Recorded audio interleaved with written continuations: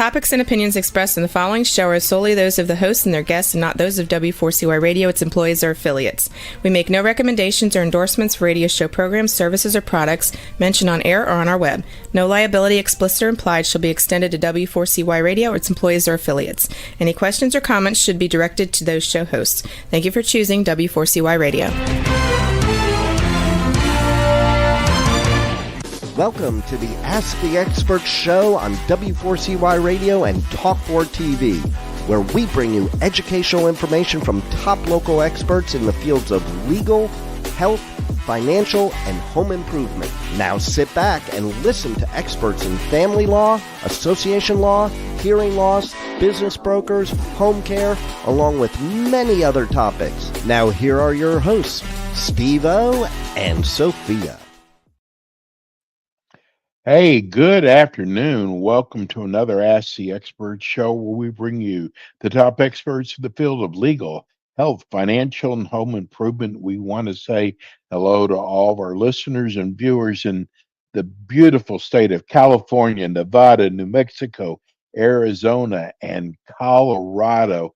We have got a fabulous show for the next 50 minutes. You know, we have our demographics. We have a lot of homeowners, condo owners, business owners, and, you know, especially with what California has gone through, it is whenever you've got damage to the home and you have to deal with that dreaded insurance company, I have a way that you don't have to put up with them because you know they're going to try to pay you the least amount possible.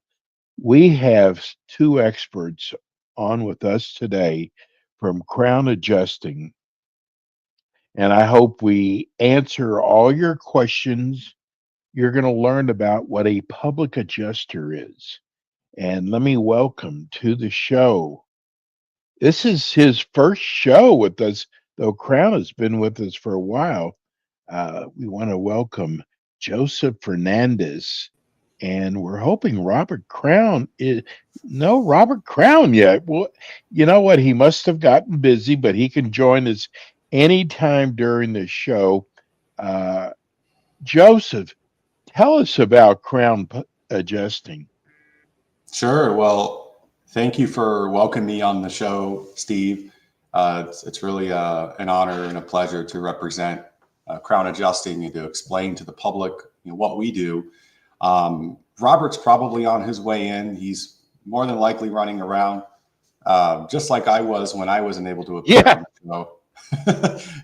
Because we've been very, very busy. But you know, one of the things is we try to do is we always try to make time for our clients and make sure that we're there when they need us most.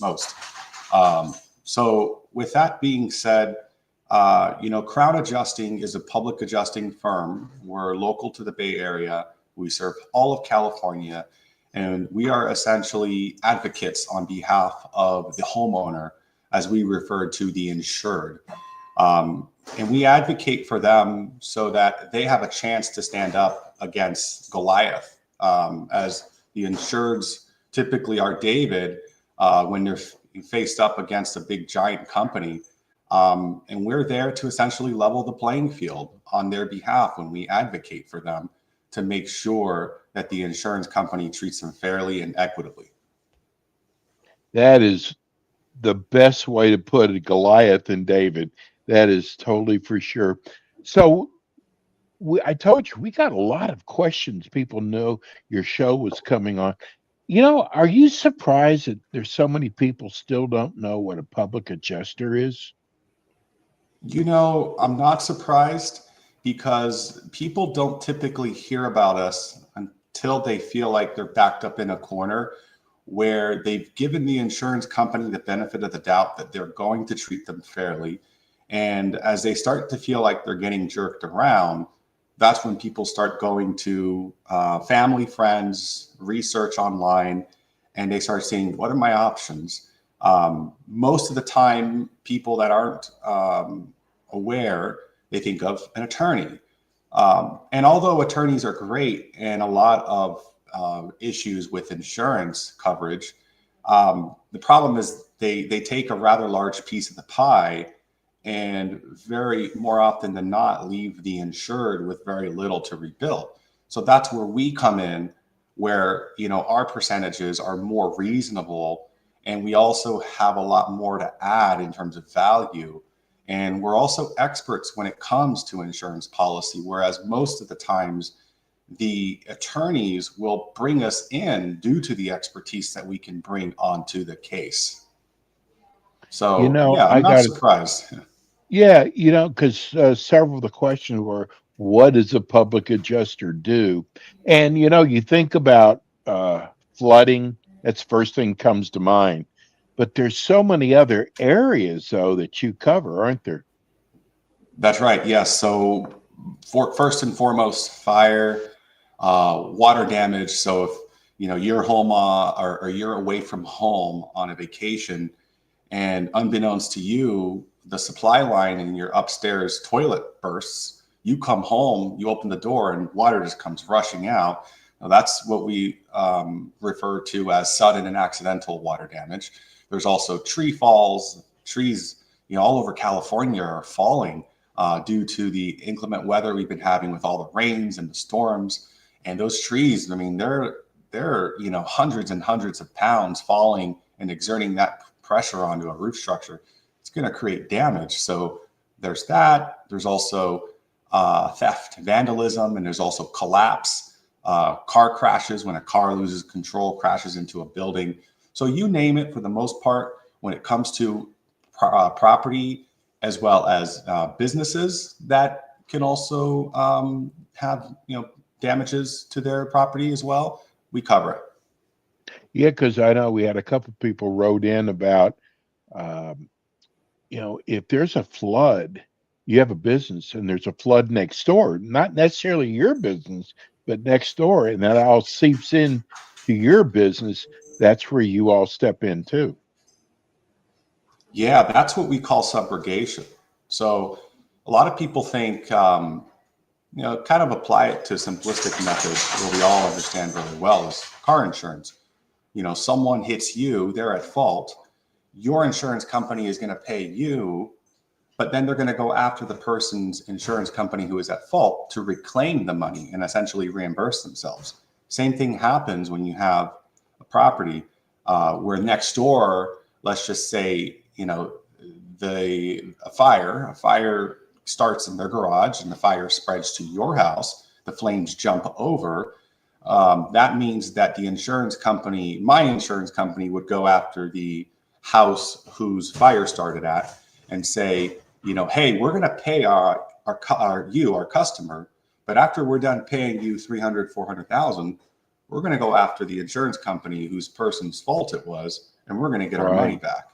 And in most cases, subrogation claims are a little bit more in favor of the insured, because the insurance company is at ease that for the most part, they're going to get their money back. Well, we also got someone who wrote in who found the show last month for the first time, loved the show, and then he wants to know, what about mold?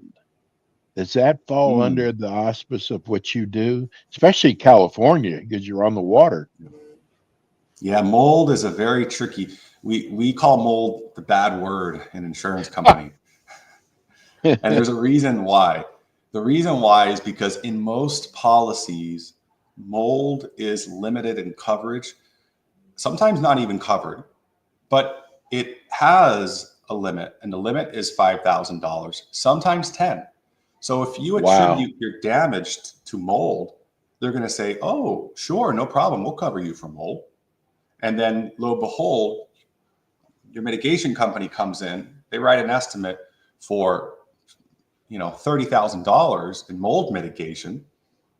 You submit that to the insurance company. The insurance company says, I'm sorry, Mr. Insured, but you have a limit of $5,000. Don't worry, we'll write you a check for $5,000, but the rest of it you're going to have to figure out on your own.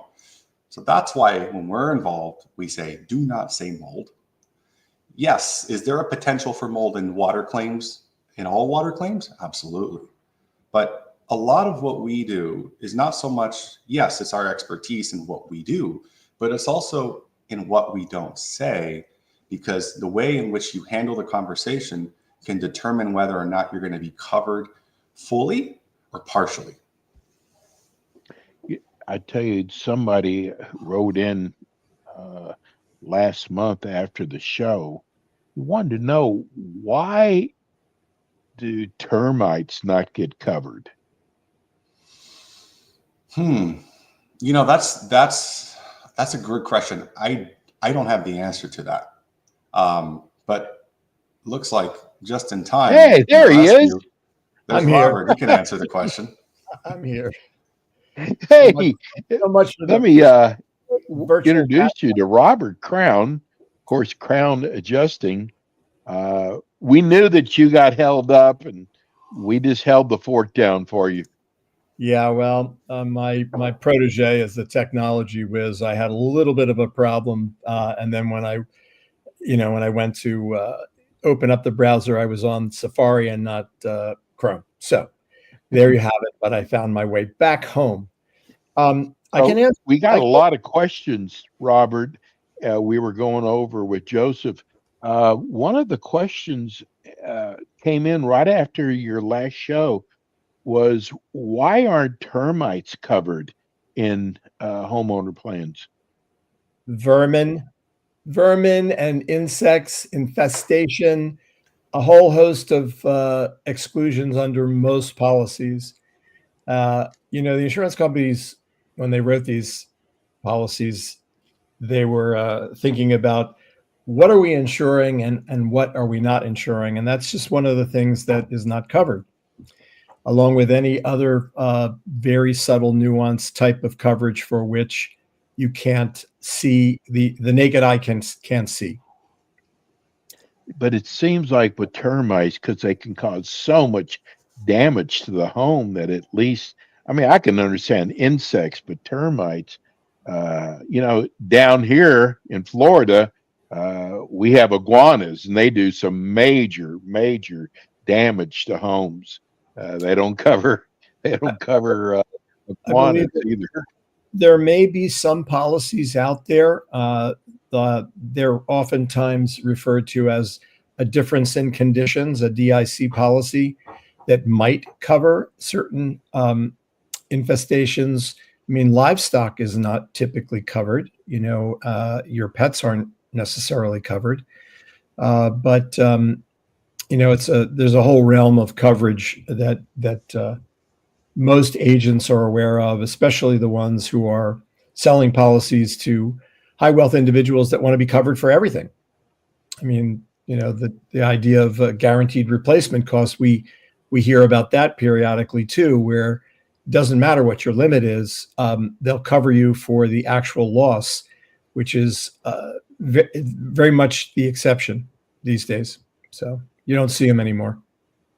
We got a email from a gentleman in New York, and I was like surprised at how did he hear about your show. But it turns out he owns a house in San Diego, La Jolla, I believe it was, and he is first of all, he wants to know, which we got a lot of letters, people wanting to know what's going on with the fires. I mean, we know the fires are out, but what's going on with all that property damage down in Southern California? Well, because we don't hear about it anymore. It's still in the news, and for those that are going through it, they're dialed into a network of professionals that are there to help. LA is firmly behind,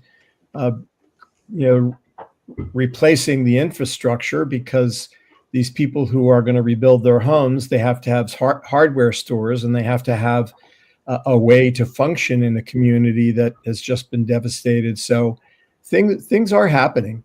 And a lot of those folks who can afford to rebuild, who actually have almost enough coverage, a lot of them are planning to rebuild. And there's a response by the city and by FEMA to make it possible for people to borrow money, like the SBA is pretty involved.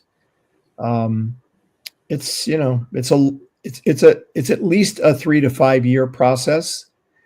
And most insurance companies in a FEMA declared event will give the policyholder the benefit of the doubt, especially if they don't have enough insurance. I suspect that many of the people who expect to get their policy limits will over the next several months, but it's still a slow go. I think he wanted to know when to bring your company in. Well, if it's someone that has a claim, you certainly want to talk to us before you get too far into it on your own. And that's how we essentially start every assignment. We want to look at what the coverage is, where we will be of the most help. And while the insurance companies are there to offer some assistance, they don't do what we do. Insurance companies are not public adjusters. So I want both of you to comment on this. So I'm a layman. This is, and a lot of our listeners and viewers, I mean, we don't know plumbing from leaks to roofing. We know nothing about that.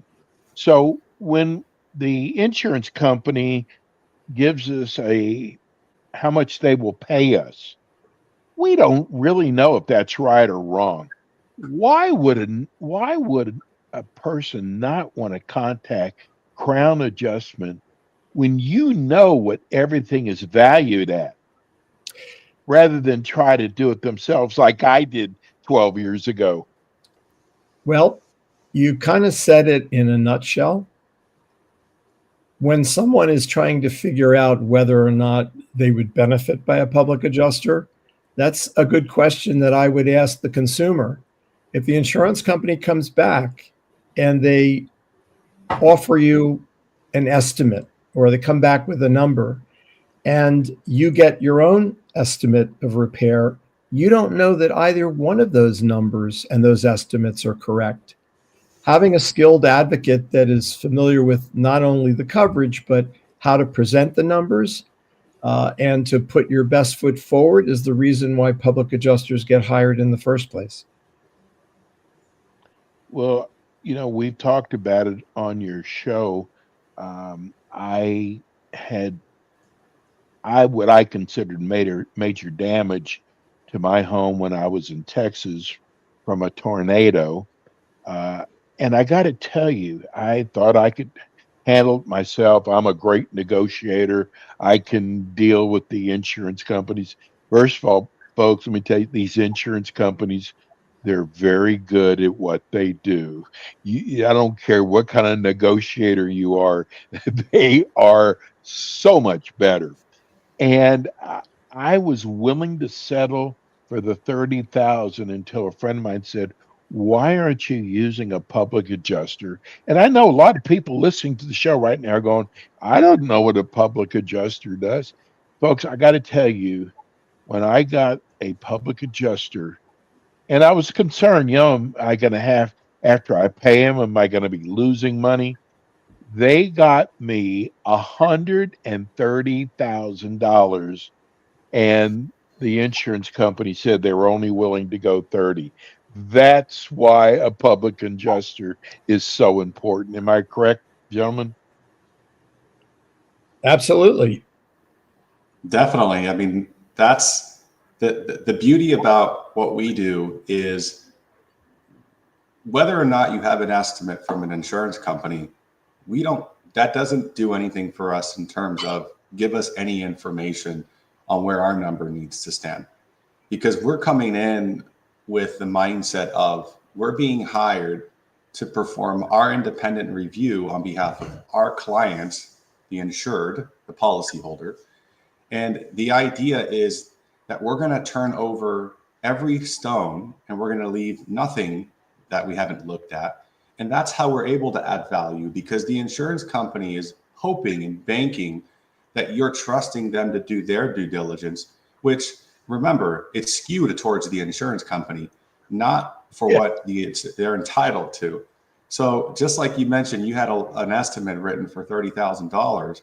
Well, we also have a client, and I'm not going to name names, but at a specific insurance company where their initial offer was $30,000. They have a 3,400 square foot home. And after I was done with my estimate, mind you, my estimate was at $330,000. Wow. So, and then people wonder, wow, well, why don't I just use the insurance company? Why do I have to pay you anything? And really the question to that is, well, how much money do you think you're leaving on the table? And most of the time people have no idea, just like you have no idea that your claim was going to be $130,000. Mine, what you guys do, there's so many little small things. Like they were going to give me so much for my floor, but turned out they were just going to repair the tile that was damaged. But the thing is that tile was no longer available. So you had to replace the whole thing. I would have never thought of that. They were going to do like a patch job, basically, is what I call it. And what public adjuster found was, no, that tile's not even available anymore. We have to replace the entire tile. And there's so many little small things that you all uncover. Yeah, definitely. We don't leave any stones unturned. Yeah, one of the things is that, the insurance company, they subscribe to any type of database or tool that works on their behalf. One of those being ITEL.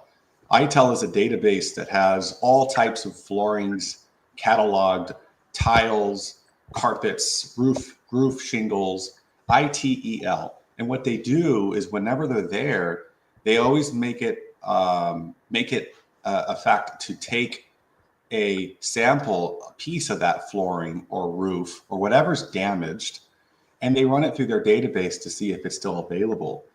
So in the instance of what I just told you, the $30,000 claim that I'm now at $300,000, one of the reasons why I was able to get it up so high was because that flooring that they're claiming is still available is actually not available. And when they ran it through ITEL, it came back with inconclusive results, and yet they're still pushing the narrative that it is available, even though there's 6 options.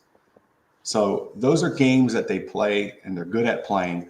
And if it were up to the insured to try to make that argument, they wouldn't know where to turn. So that's why we're able to help them with that. But the continuous flooring, whether it's tile, whether it is wood flooring, vinyl, laminate, it presents a major problem with these claims, and we're there to clear it up and get what we need to do for our clients. We just got a text in from Wiley, downtown Los Angeles. He said, I'm so glad there's a show out here like this. I am surprised it's taken so long. Well, we've been doing this show now for about 3 or 4 months on public adjusting. But he said, I just want to say this. I think it's horrible that insurance companies try to remove all the risk, whether they don't want to take care of flooding, and they just put themselves out where there's no risk at all. And it makes it that everything is in their favor. I just wanted you to read this during your show. People aren't real happy with their home insurance companies, are they? No, it's a great instrument so long as you never have to use it. Yeah. As long as you keep paying for it. Really? Is there anything? What's going on with the homeowners insurance companies now? We had read for a long time a lot of them pulled out, canceled policies. Are there companies coming back in now? Yes, there's a bunch of new companies coming into the market in California, and there's been some adjustments in premiums to keep those that are here wanting to stay here. Like State Farm Insurance, it just got a rate increase because in California, insurance companies have to, at least the ones that are AAA rated, have to talk to the Department of Insurance before they raise rates. And so State Farm finally got the rate increase they were requesting, and I expect that to occur with many insurance companies in California.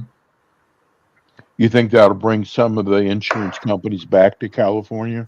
Some, yeah, or new ones. Oh, okay. I've got so many questions for you guys. I want to get started with that. I just wanted to get in because we had a lot of people wondering about what's going on in mainly in Southern California, because it seems like it's completely out of the news around the country now. We don't hear anything, and I know there's so many people that are suffering, and there's people wanting to know when the best time to bring a company like yours in, which I think we've addressed. So let's go on. Let's get started. Both of you can jump in. If a roof blows off in a windstorm and there's a lot of rain involved, there's water coming in from the walls and the ceilings on the main floor and the floor below, and it's also penetrating into the garage ceiling. What do you do first? You want to try that, Joseph? You want me to comment? Sure. I'll take a stab at it. So this is actually something that we are dealing with currently on a claim. I'm not going to name any names or insurance companies, but let's assume that this is a very common problem, especially in an area where there's a lot of high winds and flat roofs. So the most important thing here is whenever you have any type of a loss, especially one like this, you need to act as if you don't even have insurance and protect the property at all costs. Because at the end of the day, the worst thing you want to do is wait to take any action. Assume the insurance company is going to come in, on riding on their white horse to rescue you. They're not coming to rescue you. You have to act on your own volition, protect the property from damage. And in an incident like this, you want to try and prevent the water from spreading. You want to try to pick up as much of the water. You want to bring in a mitigation company to mitigate damages and prevent further deterioration of the home. And you want to try to get a company out there to do a temporary patch on the roof, whether that's a tarp, whether that's a waterproofing membrane, something to stop the leaking from happening. And then that buys you enough time until the insurance company is able to get there. In between that time that you're waiting, you're taking photos, you're taking videos, you're documenting everything. And hopefully by that point, the insurance company has made contact. They're aware of your situation, and they're starting to issue you advances to get this work done. Because yes, it does add up quickly. But if they see that you've taken swift action, there's more of a likelihood that they will try to work with you on the payments that you've incurred thus far. Robert, were you surprised that a lot of people didn't understand what was actually in their policy? Well, in terms of understanding how to read their policy or what Yes. they were covered for. What they were covered for. Most people don't know what they're covered for until they have a loss. So in honesty, when they consult with us, we tell them first and foremost what they're insured for. And, most claims are covered generally. And when they're not, you've got to look at the coverage language, and the insurance company has an obligation to tell you why they're not covering it. But, Joseph, just in terms of wanting to maybe discuss the genesis of the claim, you really have to put your claim together, the insurance company's there to help, but they don't do it for you. So, we get a lot of letters that people are really worried that if they hire a company like yours, that their insurance company will drop them. Do you hear that from clients? yes, many people sometimes will call wondering whether they should even file a claim. And in this market, people are afraid.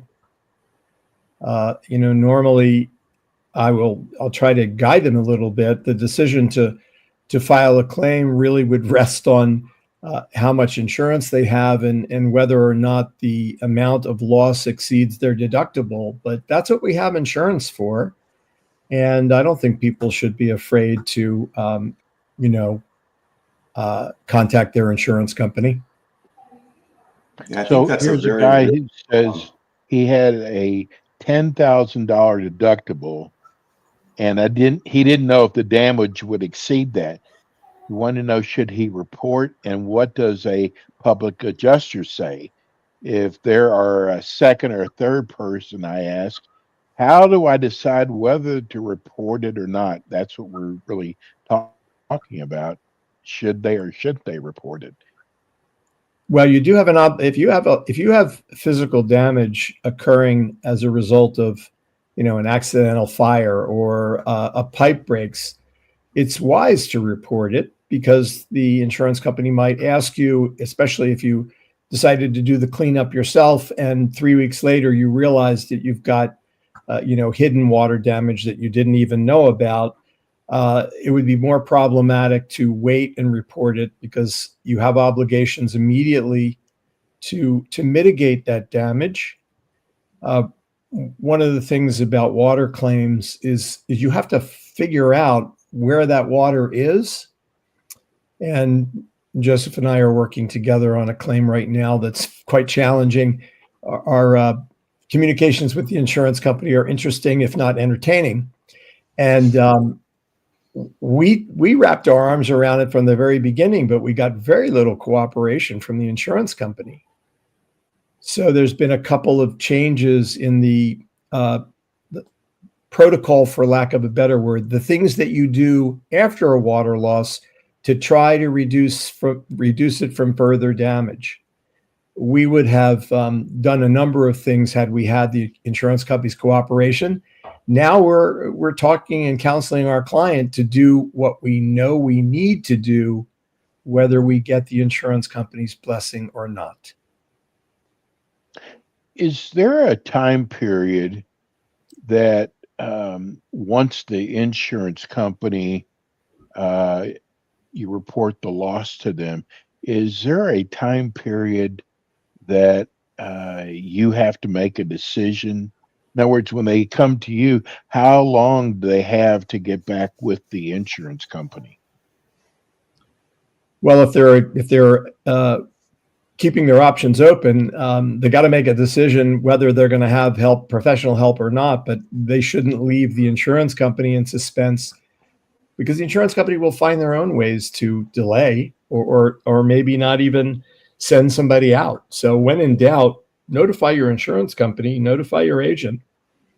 If you had minor damage, maybe you'd want to get some advice from a public adjuster or even talk to the agent about next steps. But the obligation to let the insurance company know is important.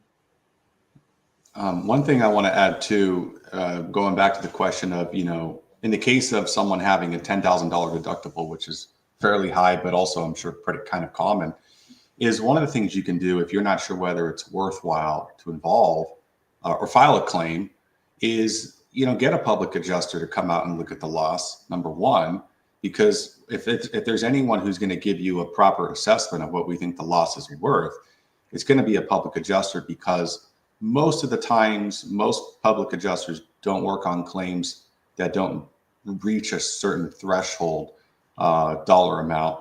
And so we'll know very quickly when we're seeing and we're looking at something, whether or not it's going to make sense to involve us. And that threshold for someone like us is usually, $150,000 Whereas if it does fall under that $150,000, we've also been known to work on an hourly to advise and give advice so that we can kind of help them through the claims process. So Here's a great question. I just found your show today. I am a single woman living alone in a 2-story house. First question I have is, what if my toilet is leaking on the second floor? How do I stop it? And how do I keep from being taken advantage of by these, as you call them, Goliath insurance companies? Probably not a bad idea to learn how to turn off the valves that service your toilet for starters. But you could call a plumber, and you certainly want to act swiftly so you're not dealing with a major problem. Fighting Goliath insurance companies? Well, I could tell you a lot of stories about how to do that, but that would, it would be like a saga. Yeah. Star Wars Episode 6. You know what? I think we should do a show. You guys could write a book. I think we should do a show just on, we don't have to give anybody's names or insurance companies, but I think people would love hearing about stories because people go, man, that's exactly what I went through. Well, most people can relate. You'd be surprised. A lot of these stories border on, downright like fiction. It's like sometimes as we say, the truth is stranger than fiction with a lot of things that we deal with. And, Robert and I think to ourselves a lot of the time, like, how is this possible? How are these insurance companies possibly thinking, number one, how is this legal that they're acting in this way? And also in direct violation of the California insurance regulations, and just being downright incompetent, which is what we find ourselves saying when we're dealing with some of these adjusters that just have no common sense. And the only way we can think of it, all of this is intentional, is if it's all just by design, and these insurance companies are relying on these adjusters to play the dummy or, deny or delay so that we can eventually get tired, run out of energy, run out of gas, and then call it quits. I know there's people out there, because somebody just wrote in, people out there who lost their house in the Palisades. Is that how it's pronounced? Yep. Palisades. That lost their home. And will your company be handling any of those cases? Yes, to the extent that we can be of assistance to those folks. Many of them are not ready to hire a public adjuster, or they've been approached by several people and they're not convinced they need one. And in some cases, there are other people that are already out there who they've talked to. And there's many, many people in our industry servicing claims in Southern California. Yeah, I think this text that we got in, he's basically saying, thank God for your show. He said, I think a lot of people would try to handle this themselves after listening to you both. There is no way I would allow myself to handle this myself. I will be contacting you. Since he just said that, and we are running your phone number underneath, but many of our people listen to on iHeart and Spotify. Give them your phone number. Well, our numbers are in the scroll below, both our numbers, but the better way, or at least a way to get a closer look at us, is through our website, crownadjusting.com. And there's even a questionnaire that people can utilize to give us a sort of an abbreviation of their situation, and we'll get back to them. We've been talking about California, but we announced at the beginning of the show, the show is also being heard throughout Nevada, New Mexico, Arizona, and Colorado. So maybe if you have a friend that might need a public adjuster, I think you're going to learn from this show. You do not want to handle this yourself. Let the experts like at Crown Adjusting handle it for you. Tell them they can contact them. We just gave the number.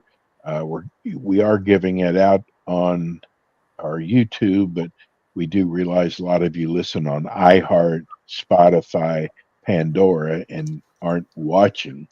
So we are giving out that number. And you can also contact us because Robert and Joseph are going to be with us every month. We do it in a complete 50-minute show. You can also text me at 954-336-3767 with if you've got a question you want us to ask the guys. You know, I'm wondering if a person has these really wet walls, how will they know strip the, I guess it's called the sheetrock from the wall or ceiling to help dry out their home? Yeah, I'll just mention this briefly, and Joseph can pick it up. The most important thing in these water claims is finding out where it is.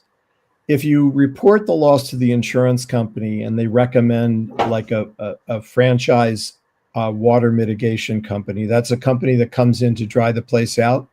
The two things that I like to tell folks to ask for, they normally come in with moisture meters and they poke the walls, or they put a sensor up and it gauges how much water is behind the wall. You can also discover the extent of water through thermal imaging. So they use infrared cameras. We have one ourselves. That's really important. And we're having a good time with this water claim we're handling right now because this insurance company they don't have a clue what they're doing. Even if there's a standard for drying the building out and you can't meet that standard in a timely manner, you have a record of it because you've taken an infrared picture of it and you've mapped all the water in the house. So at least you can come back when the walls dry out. That doesn't mean you leave them in place. You could have mold behind the wall. So what we do is we come back, and we're doing it right now. We can't, the people that do this for a living will tell you just because it dries out doesn't mean you don't take it down and replace it. So that's the most important thing, is to find out where it is, where it's coming from, to stop it. And then you kind of have to worry about how much of this your insurance company will or won't pay for.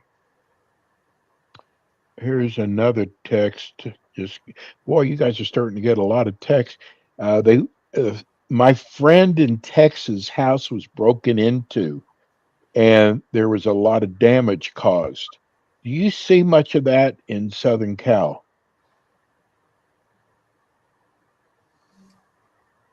We see it here in Northern Cal. We see it in most places. People that have theft and vandalism claims, not unlike water claims, they're pretty tough to handle because you have to have evidence of what was taken. Sometimes the insurance company can look at the claimant as being complicit in having their stuff mysteriously disappear.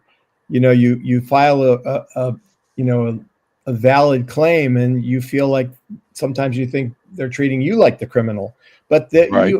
It's a viable claim. The first thing you do if your house is broken into is you file a police report.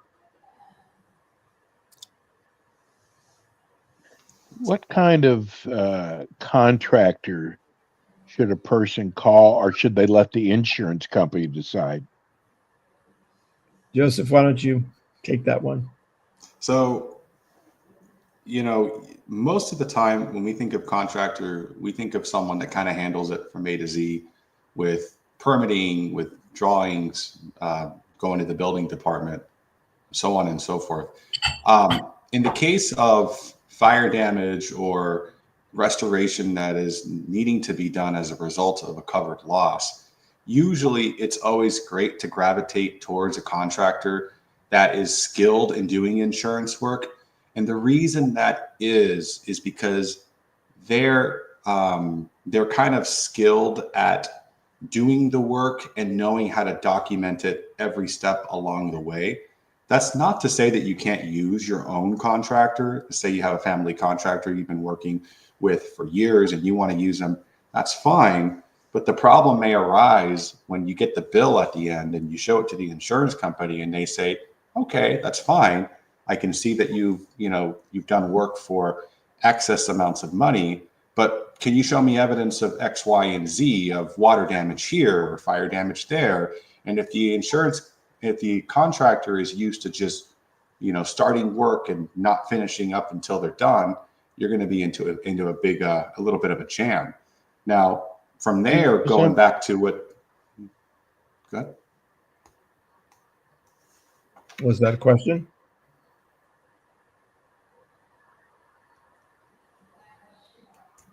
Not sure if Steve's frozen. Well, It's coming back on. It's coming back on. You can pick up where you're left off. Dealing with contractors is challenging enough, but it's important that there's a buy-in by the insurance company. And, when we approach people, one of the questions comes up is, well, why shouldn't I just let a contractor handle it? And you can do that, but you have no guarantees that the insurance company is going to agree to pay their cost of repair any more than, you trying to go out and prove your loss. So it's important to have some accountability and make sure the insurance company plays catch up. We advocate for the consumer, we advocate for the condition of the house, and we're not really beholden to a contractor. And we think that, we can add value regardless. And, if there's more money in the claim, it's safe to say the consumer has more participation in the choice of contractors too. Yeah. And the other thing too is, like, as we see a lot of the time, Robert, the insurance company will send their flavor of the day contractor out to do their bidding. And a lot of time, this is not in favor of the policyholder, the homeowner, because essentially they're writing to do the work based on the amount of money that they see fit, or they choose to do the work and they write an estimate that's actually comparable based on the costs. Like, for example, the Bay Area, where materials and labor are astronomical, they submit that estimate to the insurance company. The insurance company sits on it, and when they finally review it, they start to strip it down to the bare metal. And then by the time you get it as the insured, it's $100,000 to $200,000 lighter than what it was before, and that happens far too often. I'm sorry, on this side we had some difficulties. So I've always saved this question to the last, but we've got so many new people who are joining the show. And whoever wants to jump in, why should I hire Crown Adjusting? It's Why got a shouldn't big you? smile out of Robert. Why shouldn't you? Yeah, You're a nice guy. No, you You are. should hire us because you don't know what you don't know. And having someone pilot the effort of just figuring out what they owe you for takes a lot of the burden off your shoulders. It really does. So, ultimately, someone's got to be advocating for themselves, and it should be someone that knows what they're doing. And not just that too. Another thing that's really important is a lot of public adjusters, sometimes they get too big for their own sake and what they can handle. And then they'll assign guys that will actually go out there to sell the job. Whereas really they're just sales guys and they're handing it to someone in the office. Robert and I are public adjusters, but we're also public adjusters that not only sign jobs up, but we also do the work.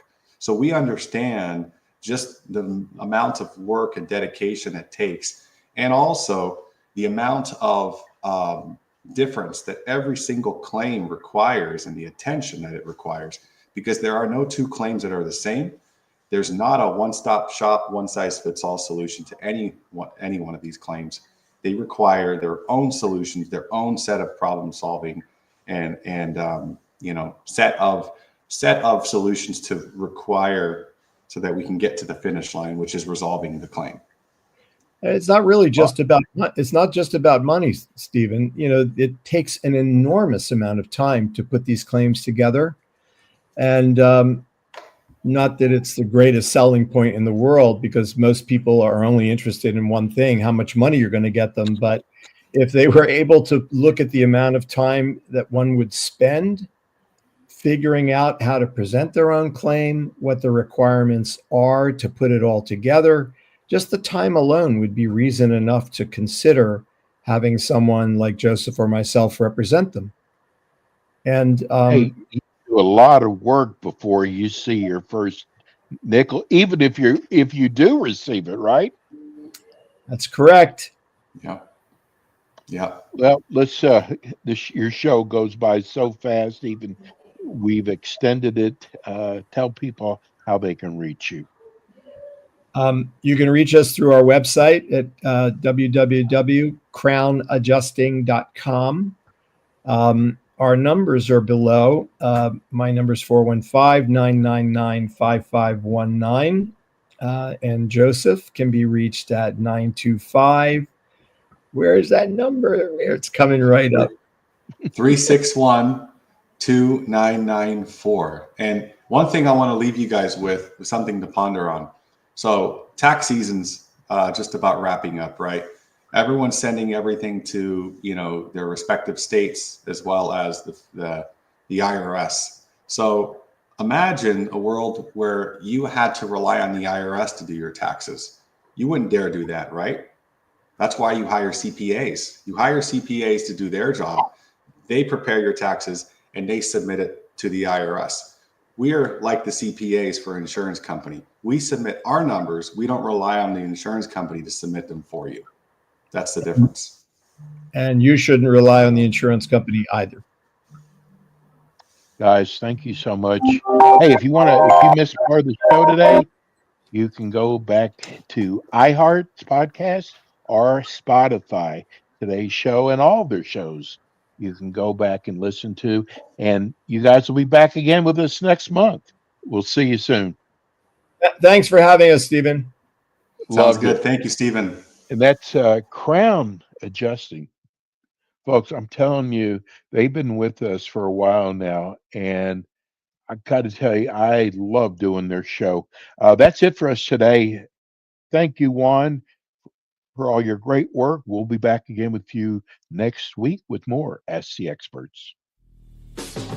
Thanks for tuning in today to the Ask the Expert show on W4CY Radio and Talk4 TV. Tune in next week and every week to hear more from our experts on personal injury, insurance, air condition repairs, estate planning, Medicare, and many other topics in the areas of legal, health, financial, and home improvement. See you next week.